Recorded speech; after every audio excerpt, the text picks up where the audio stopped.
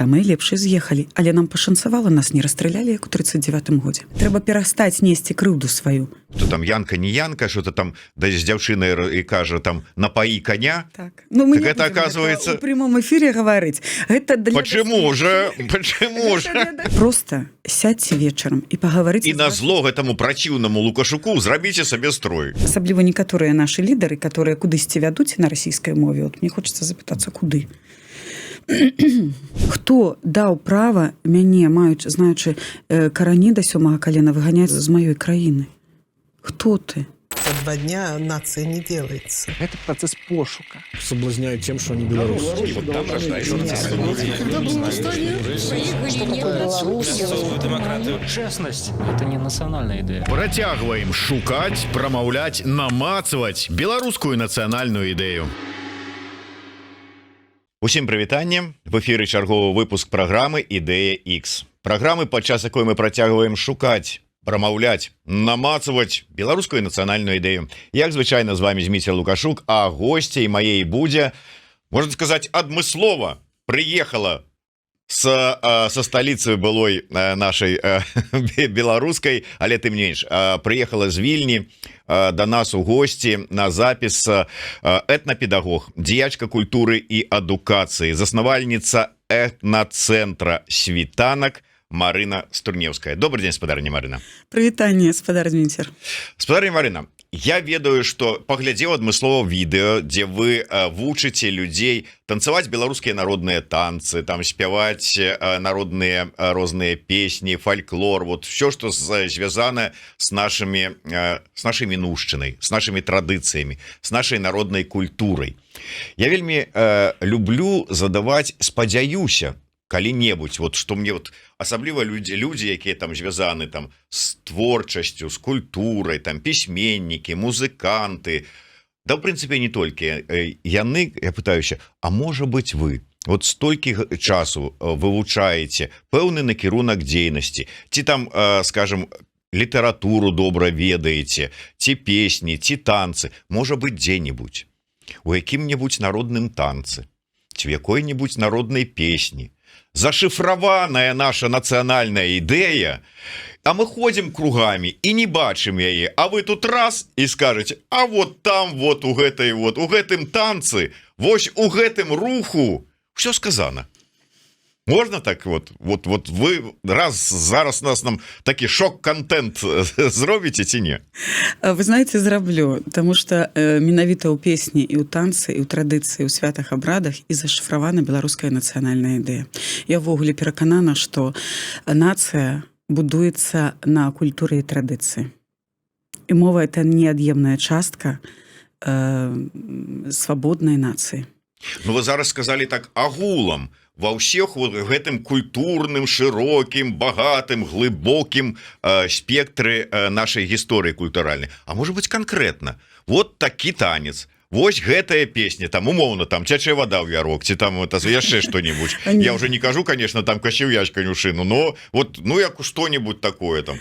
Ну, мова, песня і танец – гэта складальнікі нацыянальнай ідэі. Ведаць сваю мову і культуру і танцы – гэта абавязкова. Канкрэтна ў танцы не будзе нацыянальнай ідэі, гэта просто ж беларусы. Яны так бавілі свой час. Яны ўсё жыццё вельмі працавалі моцна і цяжка. Вот. Напрыклад, я з Палеся, я знаю, што такое вырасціць бульбіну альбо пажаць тое жыта, і я носьбіт аўтэнтычнай культуры і традыцыі. І людзі такім чынам, яны просто бавілі час пасля цяжкай працы, перадаваючы вот гэтую традыцыю, гэту мудрасць наступным пакаленням. Таму што выжываць... Так а мудрасць у чым? Калі гэта просто баўленне часу, я зараз так адвакат д'ябала такой, калі гэта просто баўленне часу, мудрасць-то ў чым? Я разумею, калі там, ну, нейкіх там індыйскіх плямёнаў, там ці яшчэ якогось афрыканскіх, у нейкім танцы зашифраваныя нейкія паданні, нешта яны там даносяць, нейкую там вот, ну, я не ведаю, там вот, ну, прынамсі так раскажуць. А у беларусаў, калі гэта просто баўленне часу, Ну не, но танец гэта ж заўсёды па колах і толькі ў сольных выкананнях, там дзе хлопцы, напрыклад, там жабка, сольныя нейкія выкананні, чобаты, дзявочыя сольныя выкананні, там па аднаму, а ў асноўным станавіліся ў кола. І кола гэта аснова нашага беларускага бога, сонца, таму што ўсё было звязана непасрэдна з сонцам. Святыя абрады накіраваныя на тое, каб пражыць ад года да год. Сабраць збожжа, зімою перазімаваць, вясною пасадзіць і гэтак далей. Зараз, канешне, свет змяніўся, але этнапедагогіка, яна все адно будуецца, і народная мудрасць ідзе ў тым, каб перадаць вот гэтую прыгажосць, перадаць успрыманне сусвета падрастаючаму пакаленню, паказаць годнасць і яшчэ немалаважна, ну, ўсё ж было пабудавана на тым, каб выжыць. Вот калі мы бярэм гістарычныя. І мала што змянілася да сённяшніх часоў. Вот я калі чытала Еву Вішнавец, да, Святлану курс, я просто, у меня было дэжавю. У меня такое адчуванне было, што я ляжу вот на гэтым ложку, а моя прабабуля памерла ў 107 гадоў. І я не выхоўвалася ў дзіцячым садку, я не ведаю, што это такое. Мяне выхоўвала моя прабабуля, і раней выхоўвалася гэта пакаленнямі. Перадавалася вот традыцыя і ўсё. І у меня такое адчуванне было, калі вот гэтыя страшныя радкі, вот як яны расказваюць тое, што праходзіла на іх вачах, чырвоны тэрор, у меня такое адчуванне, што вот гэта моя бабуля гаворыць, таму што я ўсё гэта чула, лежачы на гэтым ложку. І выжыць у гэтых умовах, вот уявіце сабе, як трэба было выжыць. Это зараз людзі, якія аказаліся ў эміграцыі, вот яны стаяць перад такой жа выбарам, перад такім, не згубіць сваю годнасць, не пакарыцца. І вот эта мудрость, пра што вот вы говорите, танец, песня, тут, конечно, нацыянальная ідэя не ляжыць у танцы песні. Танец і песня — это адзін са складальнікаў нацыянальнай ідэі. Это назапашаная спадчына не толькі гістарычная, але яшчэ і культурная, традыцыйная, якая перадаецца падрастаючаму пакаленню, называецца перадача назапашанай спадчыны нашым нашчадкам. Вот у гэтым, ну, для мяне, напрыклад, нацыянальная ідэя заключаецца. Таму што мы павінны вот у гэтай вялікай сям'і, гэта маё меркаванне, не магу казаць за ўсіх, да, беларусаў, но я, напрыклад, усё жыццё выхоўваю дзяцей 25 гадоў і 2 гады ў Польшчы. Этнапедагогіка — гэта вот той падмурак, на якім будуецца вольная нацыя. Гэта той падмурак, які вот дом без падмурка, ён просто упадзе. Ён не будзе стаяць. Трэба моцны падмурак, тады будуецца дастойная медыцына, дастойныя настаўнікі, бізнес і ўсё астатняе. Але карані вот гэтыя, вот код, ён заложаны менавіта там, на маю думку. Чаму, калі быў чырвоны тэрор, дзяцей, калі вот вывозілі, да, там расстрэльвалі, дзяцей забіралі ў дзіцячыя садкі і прытулкі, яны стараліся разлучыць родных, братоў, сясцёр, іх не сялілі в адзін дзецкі дом, а стараліся раскідаць па ўсяму былому Савецкаму Саюзу, каб яны не зналі сваіх каранёў. Таму што менавіта вот у гэтых каранях дрэва яно будзе настолькі моцна стаяць, пакуль будуць гэтыя карані моцныя. Ну, гэта была палітыка, вось гэта, так бы мовіць, камуністаў, бальшавікоў Савецкага Саюза, рабіць савецкага чалавека, і тычылася усіх народаў, нацый, якія патрапілі ў гэтую бальшавіцкую кабалу ў склад Савецкага Саюза. І, можа быць, найперш гэта было скіравана для тых нацый і народаў, для каго гэтыя карані, гэты падмурак, гэтае тое, што ім далі продкі, вельмі важнае. А для беларусаў гэта важнае? Конечно, важно, безумоўна. А чаму яны так лёгка адмовіліся ад сваёй мовы, ад сваёй культуры, не ведаюць сваю гісторыю? Калі раней, як там, у хату прыходзіш у вясковую, што на сценцы, што у кутах вісела? Партрэты продкаў. Зараз вы прыходзіце, вы бачыце партрэты продкаў? У мяне вісяць. Ну, у вас вісяць. А у тых, да каго вы ў госці прыходзіце? Ну, вы знаете, сядно мы да сяе пары збераглі нашу культуру мову. Это вот як выкашванне. Вот глядзіце, ў 39-м годзе ноч расстраляных паэтаў, да, калі знішчылі амаль 130, ну там вагаюцца гэтыя звесткі, да, ад 100 до 150 інтэлігенцыі беларускай. Яны выкашваюцца кожныя пакаленні, кожныя 25 гадоў. Але паглядзіце, беларусы, не гледзячы на гэта, кожныя 50 гадоў падымаюць паўстанне. І прарастаюць.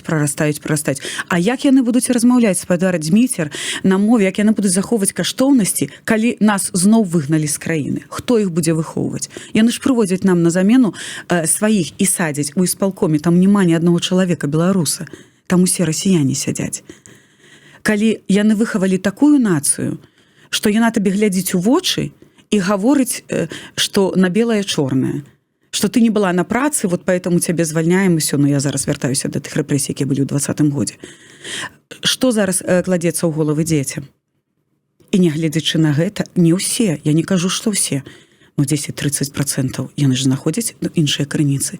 Ну вот вы з Палесся, з тых мясцінаў, дзе за традыцыі чапляліся нават больш упарта, чым у іншых нейкіх рэгіёнах. Ну, як мне падаецца. Так, я вам і што зараз засталося у вашых палескіх вёсках? Ці мясцовых гаворак там шмат чуецца зараз? Шмат яшчэ чуецца. Чуюцца гаворкі, і яны захаваныя. І гэта такая унікальная культура. Напрыклад, я яшчэ носьбіт гэтай культуры, я яшчэ жыву. І пакуль я жыву, мае выхаванцы будуць чуць беларускую мову, будуць знаць беларускія танцы, спяваць беларускія песні. І нават з тых дзяцей, якія я вырасціла ў сваім узорным ансамблі танцы рамонак, я прынцыпова праводзіла заняткі на беларускай мове, частку занятак, не ўсё, канешне, но это было запланавана, да, частка занятак на беларускай мове, песні, танцы, ўсё абрады. Мы ладзілі 2 асноўных свята на працягу 20 гадоў, гэта каляды і купалле. Хаця са мной навукоўцы спрачаліся, як можна ў дзіцячым калектыве паказваць купалле. І на адном з такіх канферэнцый я расказала, чаму у дзіцячым калектыве я раблю лажу свята купалле. Гэта сексуальнае выхаванне дзяцей. Гэта тая той цагліначка, якой няма сёння ў Беларусі. Як колісь не было секса ў Савецкім Саюзе, разумееце? І таму паказваць, што ўсё ў вашым жыцці будзе, вы павінны, як той вот кветачка-бутончык наліўся, але ён яшчэ не расквітнеў, зберагчы сябе. І вот менавіта акупалі, это, ну, все-таки такое свята для дарослых. І тады адна сядзела такая ўжо жанчына сталая, і яна так паслухала. Буквально это быў вот перад рэпрэсіямі, это быў 21 год. І яна гаворыць: ой, слухайте, мне так цікава ваша думка, а давайте вот мне хотелось з вами вот эту думку разов'ем вот менавіта у гэтым накірунку. Я адышла ад пытання, просто вярніце мяне трошачки. Было другое пытанне, я вот хотела звязаць і... Я до таго, што беларусы ж яны па натуры такія, як это сказаць слово такое, прыстасаванцы. Гэта сапраўды так, і мне вельмі крыўдна, нават з маіх аднакласнікаў, ну, можа, я адна з 30 чалавек. Але адна, але ёсць такі чалавек, і пакуль яны не вынішчаць, а ў іх задача вот менавіта у Расіі, паглядзіце, ніхто не размаўляе на беларускай мове. Нават у вёсцы яны акцэнт астаўся, вот гэтыя гаворкі, як у нас на Палесі: мі, ві, ходзет, дзяўкі, зробім те, вот так вот. І яны гавораць рускімі словамі, але все адно застаецца вот гэты прысмак, разумееце? Вот да, толькі ў вёсках ужо нават дзеці, якія жывуць у вёсках, беларускую мову не разумеюць, бо іх выхоўвае тэлевізор расійскі. Так. Але дзеці, якія займаюцца ў калектывах, такіх як рамонак і світанак, яны будуць ведаць і мову, і традыцыю. Ага. Вот як вы сказали, з 30 маіх аднакласнікаў я адна. І дзе вы? 30 ваших аднакласнікаў рускамоўных там, а вы тут? Я тут, але з'ехала каля мільёна беларусаў, і ў Вільні 60 000 дзяцей. І гэта у нас была рэвалюцыя годнасці, у нас не выходзілі на пляцоўку працоўныя. У нас выйшаў хто бізнес, адукацыя, навука. Так? І самыя лепшыя з'ехалі. Але нам пашанцавала, нас не расстралялі, як у 39-м годзе. Мы жывыя, і мы можам працягваць сваю працу. Да, цяжка, да, ў выгнанні, да, не даходзіць. Я змагаюся з роднымі блізкамі, каб яны пераходзілі на беларускую мову. Але мае сястрынцы, рускамоўныя, са мной размаўляюць па-беларуску. Ва ўсякім разе намагаюцца. І калі віншуюць мяне з днём народзінаў, яны пішуць мне выключна па-беларуску. Значыць, ён вярнуўся да беларускай мовы. Я перыядычна скідваю Маляваныча, казкі, ну, што ён заказвае. Вельмі цудоўныя, ну, я разумею, нема сродкаў, але сядно мы робім нашы мульцікі цудоўныя. Нашы, вот, сядно, дзе мы гэта бяром? Не з сусвета, сядно яно бярэцца ўсё ад фальклора. Фальклор, вот гэты падмурак. І вот гэтыя казачкі, гэты хатнік, да, дамавік, хатнік, вот апошняе я скідавала сваім сябрам, просто моўчкі. Казку на беларускай мове прачытайце дзецям. І ёсць годныя людзі. Мы не можам, калі мы будзем вот так вот цурацца, адмаўляцца, што вот всё знішчана, ну не знішчана, вы размаўляеце па-беларуску, вас глядзіць колькі тысяч людзей, мільён. Разумееце? І не трэба азірацца, да, нам будзе цяжка, нам будзе складана. Нас вынішчаюць, кожныя высякаюць. Ну, вы разумееце, што там выжжаная зямля, і будзе вельмі цяжка ўзняць Беларусь. Хто туды паедзе? І правільна хтосьці з вашых гасцей сказаў, што можа паедзе толькі 20% назад. Но яны паедуць. Я паеду. Я буду навучаць. І я чакаю гэтага часа. І гэта, вот, знаеце, моя місія. Моя місія зараз, як калісьці габрэі, не маючы сваёй краіны, раскіданыя па ўсяму свету, пазнаныя ганенні, яны змаглі захаваць і перадаць сваю культуру, сваю мову. Хто ім дапамагаў у гэтым? Сродкі выдзяляліся краінамі? Не, не выдзяляліся. Усё пачыналася з самого сябе. Усё пачыналася з асобы, з сям'і. Вот ён нарадзіўся габрэем, яго выхоўвалі ў гэтых традыцыях. Дамы адышлі, нават тыя, которые з'ехалі. Быў такі, як бы, узнёсак ад 20-го года, зараз пашло на спад зноў. Зноў беларусы раствараюцца ў розных нацыях. І нам ніхто не паможа, акрамя нас саміх. І, вы знаеце, нас много гадоў, ну, як было сорамна прасіць грошы, ну, як бы, да, на культуру мы ж прывыклі, вот, што дадуць, то і добра. Не, трэба перастаць несці крыўду сваю у руках. Трэба, ў канцы канцоў, стаць з кален. Нас не расстралялі, мы жывыя, яшчэ раз падкрэсліваю, і пакуль сэрца б'ецца, проста падняцца, расправіць плечы і папрасіць дапамогі у нас, у саміх беларусаў. І я, як кіраўнік, вот, і заснавальніца этнацэнтра «Світанак», для дзяцей, якія з'ехалі, вот, 60 тысяч беларусаў, нас ніхто не фінансуе. Гэта ўсё валанцёры. І я таксама валанцёрыла 2 гады. І сілы ўжо пакідаюць, гэта ўсё на платнай аснове, але не могуць прыйсці тыя дзеці, якія б хадзілі, разумееце? Яны не могуць заплаціць тыя нават 10 еўра за занятак, а трэба аплочваць аренду, трэба аплочваць святло, трэба аплочваць бухгалтара, трэба неяк жыць. І я працавала тут у Польшчы, і заробак везла туды і траціла на сваю дзейнасць. Зараз я пераехала, заснавала, я павінна быць там фізічна. І трэба не саромецца, а папрасіць дапамогі ў бізнеса. У нас ёсць выбітныя, у нас ёсць алігархі, у нас ёсць людзі, якія гатовыя пабудаваць там музей ці, я не знаю, дапамагчы вот такому цэнтру, каб захаваць гэтае зерне да вясны. Вот зараз зіма, а нам трэба захаваць гэтае зерне, каб вясною пасеяць. Дзеці вырастаюць, паглядзіце, мы ў выгнанні 4 гады. 4 гады, ён прыехаў 6, зараз яму 10. Праз 3 гады ён ужо будзе падлетак, у яго сфарміравана будзе некае, ну, мысленне. А мова і традыцыя не перадаецца, нас ніхто не падтрымлівае. Мы, беларусы, самі павінны адзін аднаго падтрымаць. І таму я звяртаюся да ўсіх неабыякавых беларусаў і для людзей, якія сапраўды маюць бізнес, і якім, ну, я не знаю, там, можа, тым жа мільянерам нічога не стоіць купіць будынак, напрыклад. Каб не здымаць, хаця б не плаціць тую аренду 1000 кожны месяц, а каб дзеці зналі, што і дарослыя прыходзяць і займаюцца. Людзі, якія сядзелі ў турмах, яны прыйшлі ў калектыў спяваць, і адзін з хлопцаў гаворыць: Марина Фёдоровна, я не думаў, куды мне дзець, вот я так сумленна жыў усё жыццё, і тут год турмы. І вот я думаў, як я пазбаўлюся ад вот гэтага зэка, ну, вот зэка, які вот на плячыма. Ён уцёк у Літву, прыйшоў у калектыў спяваць, і вот мы былі ў турне, ўжо там на сцэну выходзім, говорить, мне так лёгка. Вот песні знялі, гэты цяжар, мне жыць хочацца. Мне няма больш, я крылы расправіў. Вот вам песня, вот вам танец. нацыянальная ідэя. Не, ну я ж не супраць, што танец гэта ўсё ж таки падмурак, але мы гэтую тэму будучыні працягнем з вами, а я все ж таки хацеў бы вярнуцца да мінуўшчыны і два моманта цікавых, вот що ж таки патлумачце мне як спецыялістка.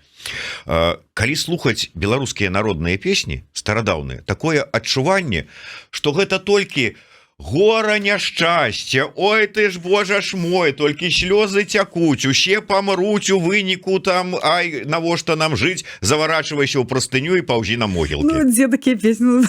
Ну, патлумачце мне. Напрыклад, нас сягоння талака шчука рыбу валакла. Дзе там гора? Скажыце, у гэтай песні. Ну, это нейкія не пяюць, ім гасцінцаў не даюць. Вы гасцінцаў даеце, песні вымагаеце. Наша гаспадара кудравая голова, гаспадыня вутыка, варачайся хутыка. Ставьте кашу на стол, огурчик какие-нибудь по стол. Тут нема ничего. Просто, знаете, у нас привыкли, что, ой, вот мы тоже, когда выступали, я еще в фольклорном коллективе Миловицева, кем занималась моя дочка, и я переймаю традиции покойницы Марии Васильевны Снитко, и вельми удячна ей за той, вот, за ту спадчину, яку она передала мне. Я унесла свое полезкое в коллектив, и зараз я вот передаю детям гэты микс. И она говорит, запрашаюць ну, куды-нибудь выступать там, да, в Беларуси. Говорит, ну, спойте что-нибудь забойное. Ну, забойное, да? Там цячэ вода ў ярок, ці нешта вот такое, на чым яны выраслі. Але ж Беларусь это не толькі забойная. Это яшчэ і лірычныя песні, это яшчэ і навучальныя песні. Узяць бы вот вясельны блок, да, дзе дзяўчына развітваецца з жыццём. Это сёння можна спакойна пайсці і развясціся. А возьмите 100 гадоў таму назад. Выйшла замуж, жыві. Ну, так я ж і кажу. Так, зараз вот працягну. Чырвоная вішня, что-то бедная, няшчасная, туман ярам, сівы конь бяжыць і ўсё такое, ай-яй-яй-яй. Ну, тут жа мудрасць народная. Чаму ў песнях дзяўчына губляе вяночак ці топіць вядзерцы і галосіць? Вот чаму? Ну, потому что жыццё няшчасное. Ну, правда. Вот ўсё такая нацыя беларуская, ўсё бедная, няшчасная, гаротная. Это не про гэта, спадар Дзмітрый. Это яна страціла сваю цнатлівасць. Яна просто дазволіла у адносінах лішняе, таму яна плачыць і галосіць. Это філасофія, якую яна настолькі, вот, вы разумееце, нават калі я уже думаю про то, можа рабіць нейкі цыкл перадачы тлумачыць вот людзям, да, усё гэта. Ну, конечно, трэба, ведаеце, калі мне аднойчы сказалі, што песні про тое, што там это самае, там, як там, не памятаю, хто там, Янка, не Янка, что-то там, да з дзяўчынай і кажа, там, напаі коня. Так, ну, мы так это, оказывается... У прямом эфире говорить. Это для Почему же? Это для досведченных, спадар Дзміцер. Короче, это про секс. Так вот, наш фольклор, не глядячы на тое, што падаецца, што это просто про нейкую гора няшчасця, гэта ўсё сексуальнае выхаванне? Это сексуальное выхаванне, конечно. Это народная мудрость. Вот это народная мудрость. Вы кажете, где там у песни, у танца народная мудрость. Вот тут яна. Вот тут яна и зарытая. А чаму вот мы сёння, беларусы, не разумеем гэтай мудрасці, не бачым гэтага? А таму што хто нам гэта тлумачыў? А таму што перарванасць пакаленняў? Ці нам гэта не трэба? Нет, нам трэба проста вяртаць. Пакуль будзе панаваць беларуская мова, ой, даруйце, расійская мова, вот у нас у Беларусі, і вот гэта ўсё расійскае, так і будзе. Але у нас это ўсё назапашанае, ляжыць в падручніках, просто трэба выхаваць людзей, якія будуць гэта даносіць. А як у Польшчы? Вы думаеце, як я адкрыла для сябе Беларусь? Як? Вот, дарэчы, як? Вот як я адкрыла. Я студыявала тут у 2002 годзе. Я скончыла наш універсітэт культуры. І мела, і як, ну, значыць, маючы нейкія стасункі, як-то ўлезці, выехаць за мяжу, значыць, адна з маіх калег говорить, слухай, яна кіравала Скавронкі, Марина Удрыцова, хорам польскім. І говорит, слухай, пастаў мне там падтанцоўку. Ото музыка ёсць, пастаў. Ну, я ўзяла гэтую, значыць, музыку. Ну, і як у мяне вучылі скрозь, толькі камбінацыі, ты не можаш нічога ўзяць і паказаць другога, ты павінна прыдумаць сваё. Я і прыдумала на гэтую музыку камбінацыі. І калі мае дзеці станцавалі ў польскім пасольстве траяк, танец, шлёнскі танец, ён называецца, да? То пасла і, значыць, гэтага чуць не хапіла Кандрацій, ён да мяне падышоў і гаворыць, можа, вы хочаце навучацца? Ну, вот, польскім гэтым. Говорить, мы вам аплоцім усё. І навучанне, і пражыванне, і пытанне. Вы толькі даеце. Ну, я еще думаю, ой, ну прямо, кто меня туда позове? Ну да, конечно, там оставила свои контакты. И праз, можа, літаральна пару тыдняў, месяц мне прыйшло запрашэнне на навучанне. Але это было толькі для тых, навучанне было летам, хто ўжо мае вот учоную ступень. Я тады мела бакалаўрскі дыплом, які прыраўніваўся да магістарскага. І зараз, дарэчы, это дакументы пацвердзілі як магістарскія. Я прыехала навучацца. І калі мы у калідоры нас было 16 краінаў, значит, і Францыя, і Бразілія, і Мексіка, і Грэцыя былі вот, ну, дыяспары, такія прадстаўнікі. І, конечно, большасць была беларусаў, украінцаў, малдаван і расіян. Халяўчыкаў, якія так прыехалі тут у Еўропе пажыць і патанчыць. І калі вечарам, значит, уже пасля заняткаў яны, палякі, паказваюць свае традыцыйныя танцы і расказваюць пра гэту культуру, вот гэту культуру, вот гэту.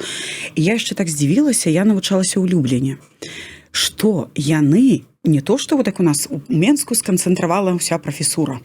Все жывуць, не. У іх, калі гэта фальклор, то ты павінен быць носьбітам. Калі гэта Шлёнск, то яны запрашаюць толькі чалавека, які жыве ў гэтым рэгіёне і з малаком мацеры пітаў гэтую культуру, традыцыю, дыялектнасць і прывёз. Калі гэта гуралі, да, то гэта, значыць, гуралі. Калі гэта, не знаю, там краковскі рэгіён і мазовшы, то вот так вот. І выкладчыкаў запрашаюць па ўсім універсітэтам, у Кракаў, у Люблін, у Варшаву, яны прыносяць і паказваюць сваю традыцыю. Я здавала касцюмалогію, польскі танец, польскі строй, рюшачку, бантик, і не дай бажа ты памылішся, якога колеру павінна быць гэтая блузка, якая павінна там быць вышыўка. Мне так стала крыўдна за Беларусь. І вот тады ў калідорах, калі танцавалі, добра, што я з вёскі, я вырасла на гэтых карапетах, лявоніхах і ўсіх астатніх. І я так хоп-хоп-хоп быстренько ўспомніла і паказала беларускі танец, і кожны раз паказвала розныя танцы, там кракавяк, лявоніха, ночка, тое, што танцавалі ў вёсцы нашыя дзяды, і вот, значыць, мама мая, бабуля моя застала гэтай вечарыны. Вот, і мне стала крыўдна, і тады вот уже маючы вышэйшую адукацыю, скончыўшы ў 2006 годзе, я скончыла уже, вот, атрымала дыплом, які, дарэчы, у мяне забралі ў 22-м, канфіскавалі. Мне стала крыўдна, і я так сабе падумала, боже мой, это палякі, яны так, з такім гонарам, а я маладая дзяўчына, мне 24 гады, яны з такім гонарам адносяцца да сваёй культуры і мовы. Яны так захоўваюць. І вот ён, з якім мы ўчора былі на дыскатэке, ён курыў, там нешта мацярыўся, ён надзявае строй, гэта іншы чалавек. Гэта такая павага да сваёй кашулі, да строй. Ён не закурыць, не запаліць папіросу у народным строі. Вот уяўляеце сабе? І яны, канешне, гэта нацыя. Яны на вот гэтым вот кодзе нацыянальным перадавалі з сям'і, сям'ю, сям'ю, сям'ю, сям'ю. І просто зараз, чаму я вот так вот гавару, і вот, можа, я як тая белая варона, бо такіх я знаю, што людзей на Беларусі это было, можа, 10-12, ну, хай 20 чалавек. Яшчэ, дзякую ім, здымаю шапку усім, хто працягвае гэту дзейнасць. Гэтыя калектывы, ўсё тое, што захоўвае вот гэту мудрасць, вот гэты пласт. І як палякі выжылі? Яны ж многа гадоў, у іх фальклор быў з пачатковай школы. Вот вам падмурак. Фальклор яны перадавалі, яны з пакалення ў пакаленне перадавалі вот гэтай песні. Зараз яны сталі трошачкі адходзіць, бо я акунулася ў адукацыю, папрацавала ў Польшчы, я 2 гады працавала ў адукацыі. Зараз вот у Польшчы, у Рыбніку, горад Рыбнік. Вот, адыходзяць. Але тыя яшчэ вот майго пакалення, яны вам заспяваюць сярод ночы песню і затанчыць танец. І нам трэба туды вяртацца. І вот няхай сёння ў Вільні гэта будзе такі, ну, мегаполіс этнакультуры. Чаму я так назвала этнацэнтр? Вот этнацэнтр, дзе любы, нават дарослы, можа прыйти і даведацца, а мы рушымся па гадавому колу. Ну, вот ты ж не будешь калядныя песні спяваць вясною, правда? Ну, монотон. Да, і вот рушымся. Зараз якраз перыяд багача, восеньскія святы і вясельны цыкл. І вот людзі прыходзяць і навучаюцца, і адкрываюць. Я тоже не ўсё адразу расказваю. Людзей трэба падрыхтаваць, каб перайсці да секса. Разумееце? Вот. Некалі яшчэ ці то ў 18-м, то ці то ў 19-м годзе мы записывалі нацыянальную ідэю з Франакам Вячоркам, калі яшчэ Франак Вячорка и как бы был нормальным человеком, у него вот это вот все. Вот, и он сказал, белорусская национальная идея повинна быть секси. То есть вот уже как бы адчуваў, что вот базуецца ўсё на падмурку наших продкаў, традыцый, а яны ўсе ў прынцыпе і базуюцца на нейкіх сексуальных вот этих эратычных таких посылах. Так, і Прокоп'єв ще сказав, надо так розмовляти, щоб мова була сексі. Ну, це справді так. Яна пригожа мова. От ми з вами розмовляємо, ну, яка солода. Яна ж така мілагучна і співна. Але ёсць і іншае, што как бы нам не трэба вот гэтая взять там, дастаць, умоўна кажучы, наши нафталінавыя строі, гістарычныя, народныя, этныя, нацягнуць іх і з пахам нафталіна рушыць у светлую будучыню. Маўляў, трэба взять, уметь апрацаваць гэта, уметь народнае падаць так по-сучаснаму, каб зацікавіць моладзь. Ёсць такія магчымасці, ёсць запатрабаванасць. Вы хочаце сказаць, што Катя Ваданосова дастала нешта нафталінавае? Паглядзіце, што яна стварыла тут. Маючы ўсё той цяжар, тыя хваробы, якія яна перанесла, вот это выпрабаванне па жыцці. Яна зараз на Падляшшы адкрыла такую, забамбіла выставу.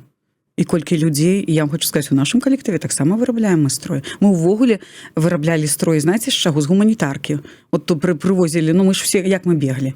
Заплечнік, это я везла бабуліны строі, спадніцы, вот гэтыя з Данілег, з гэтай вёскі. Аддзельна ў чехле, значит, ну тое, што ў чым там жыць, бо мы уцякалі, да, а на раніцу ўжо прыйшлі, там дзверы грукалі, выбівалі. І строй везла свои бабуліны. Я імі, это, разумееце, вот мне здаецца, што гэта такая вот сувязь. Ой, я не знаю, я вот просто патрымаю ў руках, і вот я маю энергію нейкую. Ну, рэч сапраўды мае энергію. Тут можна і філасофскі гаварыць пра ўсё гэта. Ствараць сваё, вышыўкі, хафты. Дык мы вот з гэтай, значыць, гуманітаркі, мы просто, мне так пашанцавала, якія людзі ў камандзе мае, ну это вам не перадаць, якія майстры, яны валанцёраць, у іх гараць вочы, як я магу не ехаць у гэтую Вільню да гэтых людзей, якія так чакаюць, кідаюць усё, бегуць на рэпетыцыі. Адна толькі Тацяна Кушынова, што значыць, Мариночка, сейчас сделаем. І яна, значыць, бярэць гэтую мужчынскую сарочку вялікую, шась, мась, варатнік адарвала, рукавы адрэзала, хоп, яна ўжо зрабіла дзіцёнку сарочку.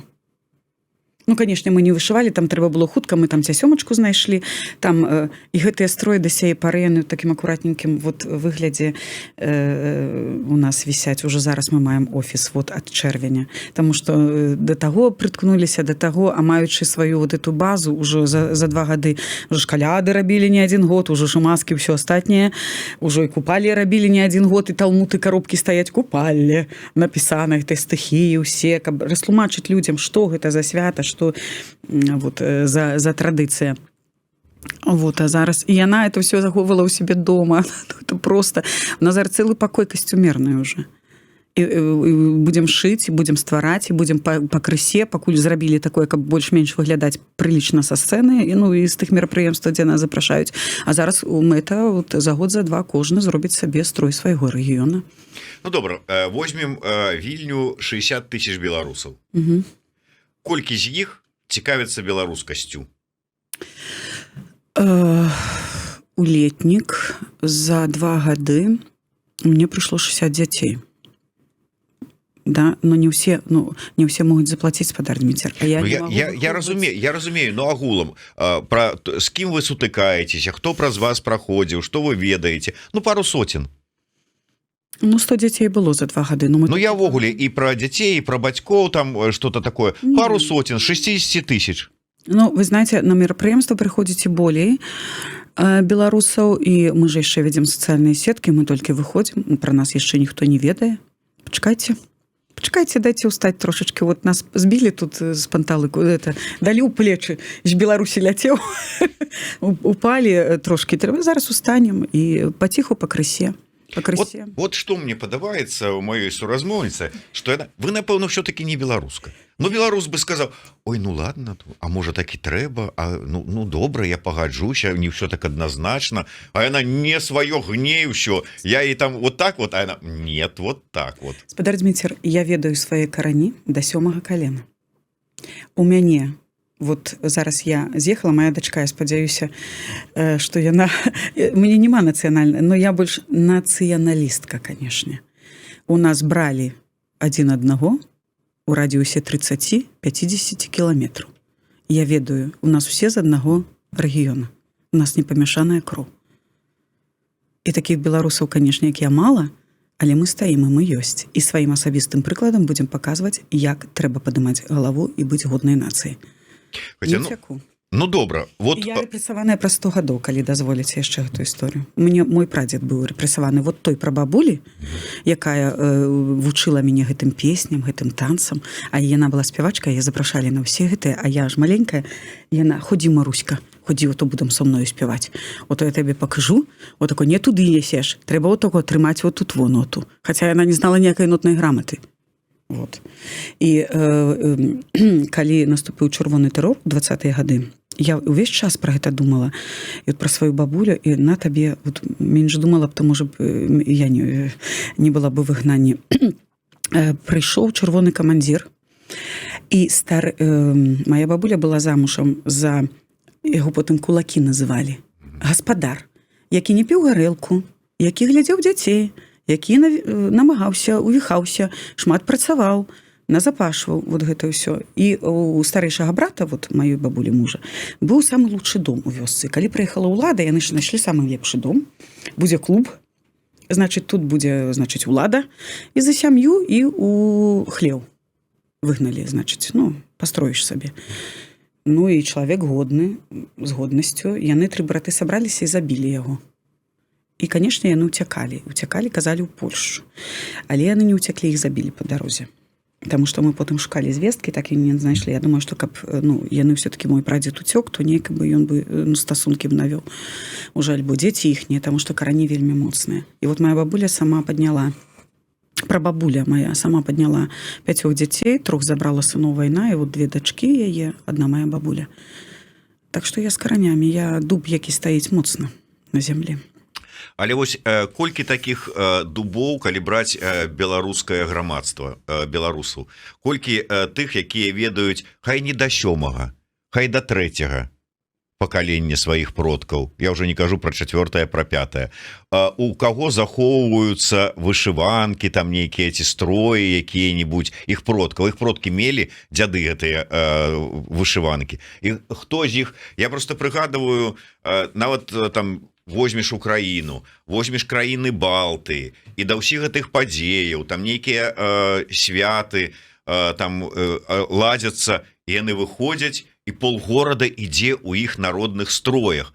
Дзе гэта? У беларусаў? Давайте шыць. Будзе гэта насіцца? Мы там уже паш'ем, а ім там у пераважнай большасці гэта трэба. Ну, чаму вот там эстонцам тым же самым трэба ў пераважнай большасці, я не кажу там за 100%, а беларусам адзінкам это трэба? Ну, спадар Дміцер, таму што яны баяцца падняць галаву, яны баяцца быць знішчанымі, баяцца быць забітымі. Мне ж матуля моя таксама і ўсе. Куды ты лезеш, а што ты робіш, ай-яй, донька, што ты нарабіла, навошта ж ты гэта вот выйшла. Таму што у нас украінцы, яны 30 гадоў жылі ў свабодзе, у волі. Яны выраслі, а нам не далі. Але мы павінны захаваць, сядно захаваць і шыць. І глядзіце, колькі зрабіла Ваданосава, колькі зараз беларусаў, пагледзячы яе каналы, ўсё, вырабіць сабе строю ў самой Беларусі. Ну, зробяць сотня. Ну, зробяць, спадар Дміцер. Ціхенька, самі з сабою зробяць сабе гэтыя строі. Вот хто мяне чуе зараз і глядзіць нашу з вами стрым, вот перадачу гэтую, просто сядьце вечарам і паговорыце. І на зло гэтаму праціўнаму Лукашуку зрабіце сабе строй. Зрабіце не строй, а сядьце і просто паразмаўляйце з дзецьмі, раскажыце пра свае карані, успомніце, прыгадайце. Адкрыйце альбом, раскажыце дзецям, хто яны, адкуль яны. Дзяцёнак, які будзе ведаць вот гэтыя свае карані, ён будзе чапляцца і будзе стаяць. Это не лісцік, які адарваўся і паляцеў. І вот мы сядно з вами, мы робім сваю справу. Да, нас мала, але гэта ж, знаете, вот як зло, як у казках, вот усё знішчана, і тут нешта вот крышачка, это кропля святой вады, і яна ачышчае гэты бруд. І нам не трэба звяртацца і крыўдзіцца, яшчэ раз гавару, устаем, і кожны ў сваёй сям'і. Першае, што пачніце з беларускай мовы, паважанае гаспадарства. Хаця б у сваёй сям'і пачніце размаўляць на беларускай мове. І не гаварыце, што это будзе потом. Асабліва некаторыя нашы лідары, которые кудысьці вядуць на расійскай мове. Вот мне хочацца запытацца, куды? Куды? Калі вы ўжо сябе бярэце адказнасць такую, што я вот лідар, сядь і вывучы 4 сказы, якія ты гаворыш у мікрафон по-беларуску. І не дай бог. Вот вы говорите про тое, что ну бояться, страх, да, ён ёсць. А можа быть і я не ведаю, вінаваты, ну не будем казаць продкі, але наш фальклор, дзе вот гэтыя гераічныя песні, якія клічуць нас у бой, дзе вот это вот чуб на бок, шашку нагала, і я пашоў, не панёс вот так вот, потупіўшыся поглядам у лапці нейкую сваю крыўду праз вякі, яна нікому на халеры не патрэбная, а мы ўсё пром сваю крыўду. Дзе вот, каб песню такую заспяваў, што аж кроў закіпела, шашку ўсё і пашоў бараніць сваю гонар і годнасць. Ну, ёсць такія песні, нават калі трэба, то і напішуць нашыя. Яны ёсць і напісаныя 10 гадоў таму. Ну, напісаць-то напішуць. Вон табе во і Вольскі ёсць, і Пугач ёсць, і Варашкевіч ёсць, напішуць. Напішуць. І... А продкі, дзе яно? Ці мы ўсё, мы тут, мы тутэйшыя. Добра, ну тутэйшыя, так яны выжывалі. У іх не было такіх тэхналогій, як у нас сёння з вами. Але ж мы выжылі. Вы размаўляеце па-беларуску? То есть нация выживших. Нация выживших и выживем. То есть мы такие нащадки выживших, то есть нащадки трусов. Что мы вернемся. Мы вернемся просто. И мы нічога злога не зрабілі. Людзі терпяць, і я лічу, што павінна быць люстрацыя. Як зрабілі гэта чэхі. Да той пары, пакуль зло будзе не пакарана, яно будзе хадзіць па коле, і мы будзем хадзіць па коле. І таму не то, што я там прызываю, я не гавару, не прызываю, я сама раблю. Я падтрымліваю полк Каліновска, нашых хлопцаў, якія годна бароняць. Да, яны бароняць чужую зямлю. Але мэта якая ў іх? Вызваліць сваю зямлю. І правільна сказаў Зянон Станіславіч, пакуль не будзе знішчаны Мордар, у нас не будзе шанса. А нам трэба зараз сабрацца, зберагчыся. Нам трэба, каб пачулі мяне вот гледачы, не раствараліся ў культурах іншых краінаў. Пра што вот вы заўсёды гаворыце, што вот ён пераехаў, праз паўгады ён уже добры паляк, добры, там, не знаю, брытанец ці хто-небудзь яшчэ. А ўсё-такі захоўвалі мову, традыцыю, карані, а ўсіх, хто ў Літве, я проста запрашаю і кажу, як бы цяжка не было. Я спадзяюся, што мы знойдзем фінансавалі, але прыходзьце, калі ласка, на цэнтр світанак. Прыходзьце, вырабляем строй, прыходзьце вучыць традыцыі, прыводзьце дзяцей на фальклор. Гэта той падмурак, і гэтыя дзеці, гэта тое, што будзе потым аднаўляць Беларусь. Калі мы зараз гэта згубім, там няма, там все гэта вытаптваецца, вынішчаецца. Мы не можам там сёння падтрымліваць і гаварыць, вот вольныя, не могуць выйсці і прызваць. Давайте, уже ж, ты ж, гэта адзінарны пратэст, калі ты па-беларуску размаўляеш, так ці не? Ад 2 до 5 можна атрымаць кратаў, калі не спадабаўся міліцыянту нейкаму. А тут мы можам гэта рабіць. Трэба выхаваць, трэба захаваць нашу вот нацыю. Менавіта ў фальклоре. Але як патлумачыць чалавеку, якому можа быць вот гэтая беларускасць, яна яшчэ у кроў не пранікла, как патлумачыць, навошта яму гэта у эміграцыі? У іх хапае сваіх эмігрантскіх праблемаў. Я уже не кажу про вот гэтую так добрую звычку прыстасавання пад... А яно патрэбна, сацыялізацыя патрэбна ўсё-такі. Навошта ім? Ім трэба мову мясцовую вучыць, а для пераважнай большасці беларускую трэба вучыць. Трэба вучыць. А навошта ім яе тут у замежжы вучыць, асабліва з улікам таго, што шмат хто зараз сабе шчыра прызнаецца, што ён вяртацца не будзе. Розныя там нагоды, ай, вот у мяне ўжо дзеці там вучацца, трэба ж вот давучыцца, спачатку школа, потым ліцэй, потым універсітэт, куды я там паеду, там яшчэ што-небудзь. І вот сыходзячы з гэтага, а навошта? Ну, каб што? Ну, гэта у выхаванні дзяцей адно прымаюць рашэнне бацькі. І калі нават мае хадзілі ў рамонак, я гаварыла, запомніце, што да 6 класа ў калектыў ходзіце вы, не вашыя дзеці. Гэта трэба не ляніцца, а ўстаць з ложка і прывесці дзіцёнка на заняткі. А ў нашым выпадку яшчэ ў Вільні яшчэ і заплаціць за той фальклор, за тыя спевы і танцы. Канешне, гэта вельмі цяжка многім, таму што трэба ў выгнанні вельмі шмат праблемаў. Адзін толькі квест, чаго стоіць атрымаць дакументы, што проста рукі апускаюцца, але ну Встаеш раніцу, ідзеш і робіш. Поэтому гэта перш за ўсё я звяртаюся можа да нашага з вами пакалення, якія зараз выхоўваюць дзяцей, не ляніцца. Дзеці не хочуць, можа яны не хочуць, разумееце? Можа не цікава, таму што трэба это заняткі. Вот, а лепш жа сядзець у тэлефоне, ці там бацькам цяжка прывезці з аднаго канца горада ў другі дзіцёнка на заняткі. Але гэта справа бацькоў. І я са свайго, напрыклад, да, як настаўніца і кіраўніца, я говорю, прыводзьце.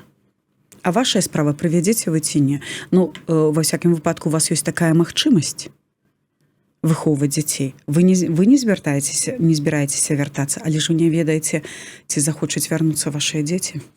Ну, але мы так і не адказалі на пытанне, а навошта гэта вот людзям у гэтай сітуацыі? Для чаго? Ну, таму што сядно нацыя, ну, як вам сказаць, для чаго? Таму што мы прыедзем, вернемся ў Беларусь. А калі не вернемся, то просто перадайце, што вот вы беларусы. Яшчэ невядома, ці астанецца тая Беларусь. Але годнасць беларуса. Толькі таму, што ты беларус. Ну вы ж не паляк. І ці ён гаворыць, што я паляк. Вот я не разумею такіх людзей. Хаця я знаю аднаго такого. Які зараз жыве ў Беларусі, носіць зялёны сцяжок, а прыязджае сюды і гаворыць, што ён украінец.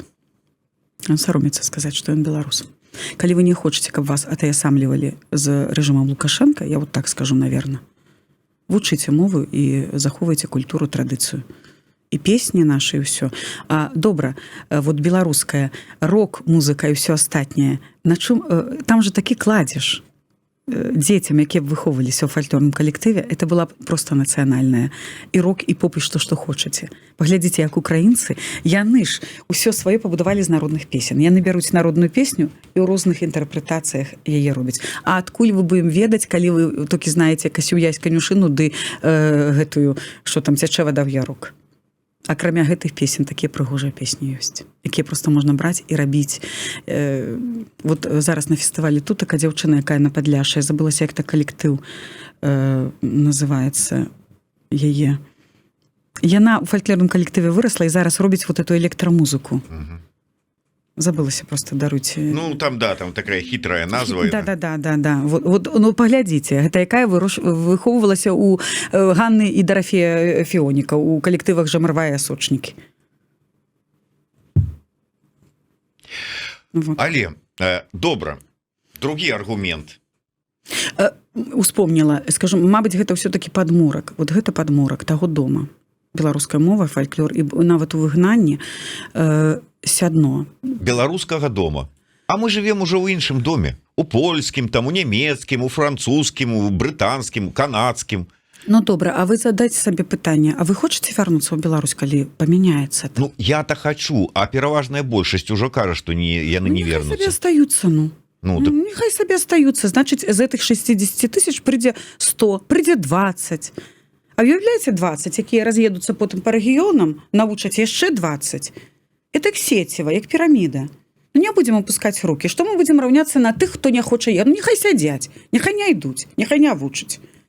Няхай дальше будуць гаварыць бэкграунд і руская мова. Ну, бэкграунд. Добра, а іншы аргумент. Ну, ўсё ж такі, ну, часы іншыя. Не там 19 стагоддзе, часы нацыя будаўніцтва, якое было тут ва ўсходняй Еўропе. Ўсё ж такі 21 стагоддзе, а мы тут вот все з гэтымі вот нацыянальнымі ідэямі, пошукамі, там, будоўлі дому сабе. Усе суседзі даўно пабудавалі, мы свой нацыянальны дом ўсё яшчэ падмурак ці заклалі невядомае. Ну, ўсё ж такі часы іншыя. Глобалізацыя. Куды не плюнь, трансатлантычная карпорацыя. А мы тут вот сабе будем плот будаваць з нацыянальных каштоўнасць, прыгожы, з арнаментам, але ўсё адно плоты такія. У вас там карпорацыі, а мы тут зато по-беларуску за плотам. Нет, это не плот, яшчэ раз падкрэсліваю. Плот гэта будзе іншае, гэта будзе бізнес, і вот этой карпорацыі ўсё. Ну не плот нават, а прастора, космас, не знаю. Яшчэ раз говорю, гэта падмурак. Падмурак. Это вот дзяцёнак, вот ён не можа стаяць, нарадзіўся яшчэ толькі першай падаець. Это вот для мяне гэта падмурак. Я не гавару, што гэта вот, ой, это аснова аснов. Не. Але як дзяржавы без гэтага немагчыма. Немагчыма. Мы не будзем тады беларусамі, мы будзем, я не знаю, расіянамі, зноў там літоўцамі, якімі там яшчэ суседзямі, палякамі можам быць, но мы не будзем Мы будзем чалавекамі сусвету. чалавекамі сусвету, ну магчыма, але нават у той жа Канадзе, вот у мяне з'ехалі таксама ў 90-е гады родзічы і вот прыязджалі незадоўга да, здаецца, 19-й год была сястра моя страечная. Яна гаворыць, што вот мы канадцы, але ў нас у кожнага, і муж ей расказвае, вот яны дзяцей прывялі ў школу, і ў кожнага ёсць там канадзец, але нацыянальная прыналежнасць.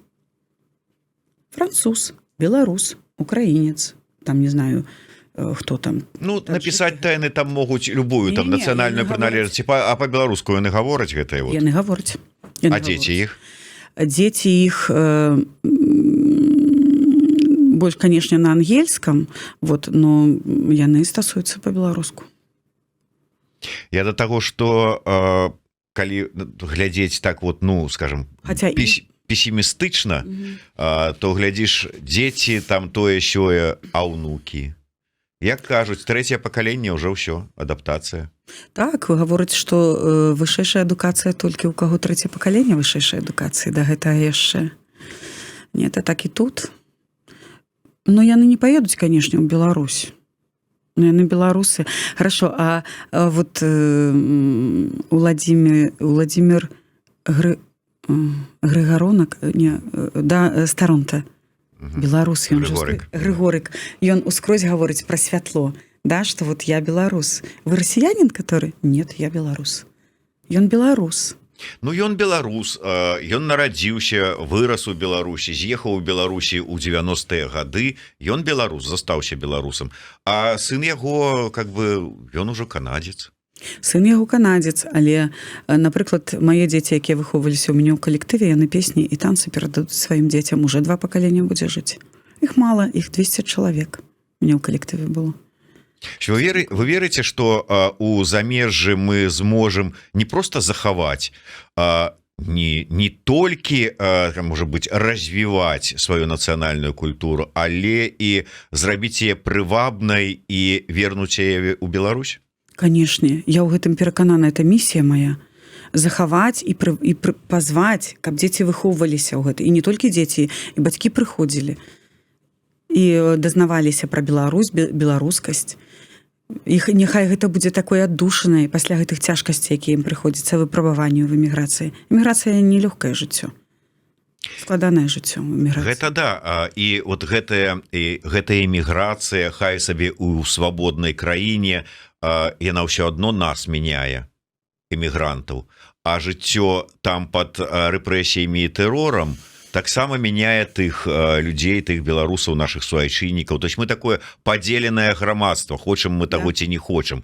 І калі прыйдзе час, а мы ўжо пэўным ўсё ж таки кожная частка пайшла сваім шляхам зменаў унутраных нейкіх, адукацыйных і ўсяго астатняе, калі будзе магчымасць, наколькі у нас атрымаецца і ці здольныя мы будзем ізноўку спалучыцца ў адно грамадства, ці прымем мы адзін аднаго? Ну, мы будзем, я думаю, што это глядзець, калі гэты час настане, будзем шукаць формы і метады гэтага прыняцця. А на сённяшнім этапе так. Вы маеце рацыю, гаворачы пра тое, што там абсалютна ўжо ў другім накірунку пайшлі. А нам трэба захаваць, каб потым прыйсці ўплываць. А мы-то вот пойдзем яшчэ і з намерам уплываць, а нам скажуць, ведаеце што? Вот вы там нешта там напрацавалі, намацалі, знайшлі, развілі у сваіх вільнях, варшавах, таронтах і ўсіх астатніх. Вот збірайцеся і там вот далей развівайце, а мы тут самі. Ну, я так песімістычна не гляжу на жыццё. Я ўсё-таки веру, што калі Беларусь будзе вольная, гэта першае, што трэба будзе зрабіць, это перайсці на беларускую мову. Даць, можа, паўгады-год, хто не давучыў, не яшчэ ў стрэсе, але годнасць і гонар мы павінны захаваць, конечно, толькі праз мову і культуру. Вот так вот. А потым скажуць і пра вас тое, што напрыдумвала прапаганда пра Пазняка, што ён там на ліхтарах збіраўся вешаць тых, хто там па-беларуску не загаворыць. Ну, я нікога не збіраюся вешаць, але прыходзьце, падвешваць сліганца. Хто не ведае, але хоча дазнацца, прыходзьце, растлумачу і патлумачу. і пераканаю, што вы былі неправы.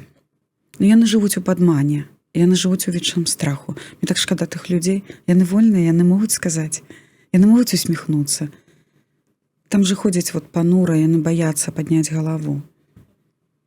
Ну, што гаварыць далёка? Тут у сваёй сям'і вот, да, родзічы слухаюць Скабееву. І... Ну што, ну я спадзяюся, што сваім асабістым прыкладам мае сястрынцы будуць глядзець не на тату, а будуць глядзець на цёцю.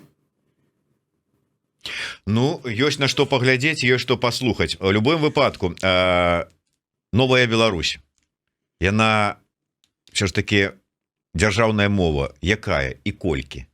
Беларуская. Беларуская дакументацыя, беларуская ўскрозь, той, хто асобна у чыноўнікаў. По-беларуску дома ў сям'і можаце размаўляць хоць на кітайскай, на расейскай, но афіцыйна і адукацыя павінна быць на беларускай мове. Прыгожыя кніжкі выдаць, як колісь яны вот гэтыя ў 90-х выдалі, такі пах быў, такой прыгожая мова, і потом ну, патрэтам. Ой, ну што тут зробіш? Вот. Ну да, як кажа Чарнуха, ўсё ж таки, Саша, што ўсё ж таки трэба такой якаснай беларускай сваёй прадукцыі, да. Ва ўсім. Песні, там, я не ведаю, кнігі, фільмы. Чаму у нас няма там храбрага сэрца свайго беларускага, каб паглядзелі беларусы і вырашылі, пойдём-ка і мы падымаць паўстанне. Вот з Каліновскага, чаму не зрабіць? Чаму не зрабіць добрае фэнтэзі з якіх-нибудь там беларускіх фальклораў, да што там, з нашых князёў? Ну, это вот, калі ласка вам выхаванне нацый. Народ вельмі хутка перастроіцца, калі гэта будзе якасны прадукт, калі гэта будзе годна, калі гэта будзе з усмешкай, калі гэта не будзе «О, становіся, вучыся, іначе пашоў вон отсюда». Ну, нет, канешне. Ну, добра, давайте разбярем, давайте паговорым пра ўчынкі. Ну, па-першае, трэба пачынаць сябе. Ну, там засталіся якія? Хіба там засталіся сумленныя людзі? Ну, хаця нават на тых жа пастах, там з 30 будзе 1-2. Ну, без крыві там не абойдзецца, спадар Дзміцер. Ну, чаму забівае толькі адна старана? Хто даў права мяне, знаючы карані да 7-га калена, выганяць з маёй краіны? Хто ты? Без роду, без племени. То есть вы вот так вот лёгка перагарнуць старонку не згодны? Нет, конечно. Я занатавала усе размовы запісаныя, ўсё заскрыншоцена, ўсё просто архівіравана. Гэтыя прозвішчы, якія сядзелі, хлусілі і нават не чырванелі пры гэтым. Просто... Грамадзянскай вайны не баіцеся? Ну, значит, трэба абараняцца. А што зараз? Ідзе, ну б'юць только нас, да? Нас б'юць, я не за тое, што падстаў правую шчаку, а потым левую. Не, трэба даць здачы. І пакуль мы здачы не дадзім, мы будзем крыўду несці і ўсё. Не, трэба развярнуцца і хляснуць так, каб паляцела. Ну, сколькі можна цярпець вот гэтае прыніжэнне? Ну, ввогуле, ну, это ж нейкі комікс. Ну, ты открываешь вот это тэлебачанне, ну, это просто, ну, комікс. Ну, вы скажыце мне, як можна чалавеку, які хоць трохі соображае, вот гэта ўсё глядзець і вот так вот это рабіць? Ну, я не знаю. Ну, гэта нейкі... Ну, у мяне такое адчуванне, што... Дурылока некае, честное слово. Ну, неужели людзі не маюць сваёй годнасці? Ці яны чакаюць, што хтосьці прыйдзе? Та не прыйдзе ніхто. Паважаныя мае беларусы, якія ў Беларусі.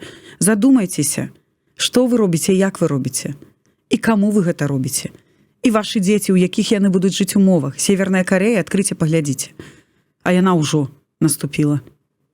Але толькі адна надзея, што ўсё-такі мы еўрапейская нацыя, людзі выязджалі і бачылі, як жывуць іншыя. Не будзе, не даруем нікому.